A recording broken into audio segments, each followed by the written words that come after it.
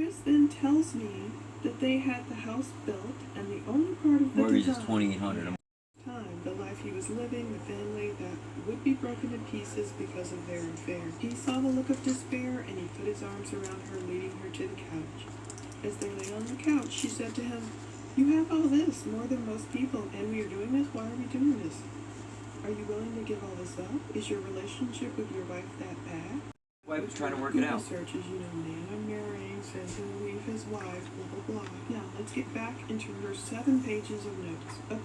For reasons other than you. Nikki wrote, "We spoke over the next several days and spent a little time together, but I did not want to be intimate with him." So that's a little weird because she's trying to say, okay, maybe she did pull back just a little. Love that day after their argument. Nikki says, "I kept telling him that I thought he really needed to fix things with her and to not worry about building a relationship." He's a liar. Was just gone for a night at a friend's house, and I'll give her the benefit of the doubt if she really thought Shanann just, like Nikki says, "I just thought she left this in the media." He said Nicole wasn't being very nice to him, informed me that she was sitting in her car on the phone with Shanann's mom.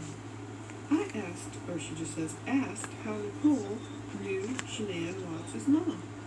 Chris informed me that Nicole used to work with Shanann's mom. I asked if he thought maybe Nicole was the friend that was helping Shanann to get away for a day. Chris said no. Why would Nicole be helping Shanann if she's the one who called the cops? I suggested maybe it was to throw them off the trail. He did not agree. Chris asked me if he should talk to the media.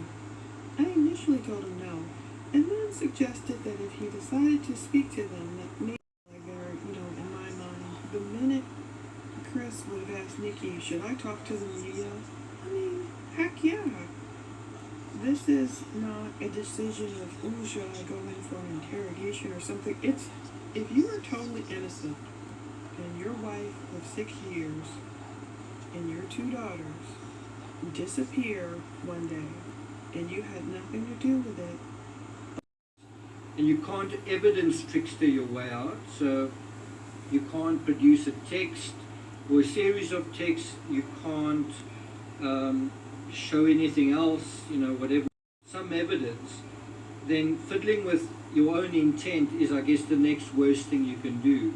How, not completely compass Mentor's client, who can't pay him, and he wants to know the names and credentials of everyone who's going to be dealing with Lori while she's in a mental health institution. So what I'm trying to take you through here is the kind of intertextuality with other people using the same idea of let's play with intent, let's fiddle with intent.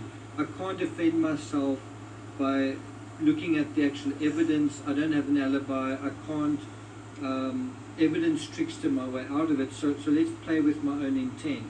And so we're seeing that with Lori Vallow. But how about, remember Jodi Arias's fog? Remember the moment where I think something could happen here. And it's with Primrose School and the realtor. So there was some continuity between the events that he was talking to Shanann about, not that morning. I'm talking about, although like it's the next day, 9:22, but in reality it's 9:21, September 21st at, well, this time says 6:6, but just so you know, when you're looking at it, because I'll show you different clips. There are people say they have an actual video footage of the girl going in, it's but still they light won't out. That's like show around it. like 6:30ish, and then I'm gonna show you the later ones when it's dark out already, and that's like after 9, around 9 to 10 o'clock. So I'll show you those ones a little bit later on in the video. So just remember, they're all from. Days are heating up, and your AC is working. Anyway, so it says, I arrived at the house with Officer Lyons. We walked up to the front of the house and tried to open the front door. Alright. So they came in the morning, which is when probably somebody walked in there. The cops are there in the morning. They also come back again at night because of the movement. But they think whoever it was still in the house in the daytime. The door was secure. I passed People out that think maybe it was too. So that's 3 videos that she's in front of the same sink. So it'd be reasonable to guess that that indeed is her sink. So you can see Chris's sink in the background right there.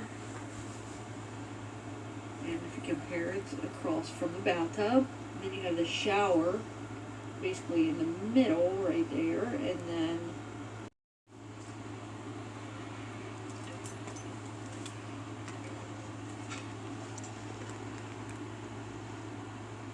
makes you wonder what they Facebook possibly videos. could have been looking for.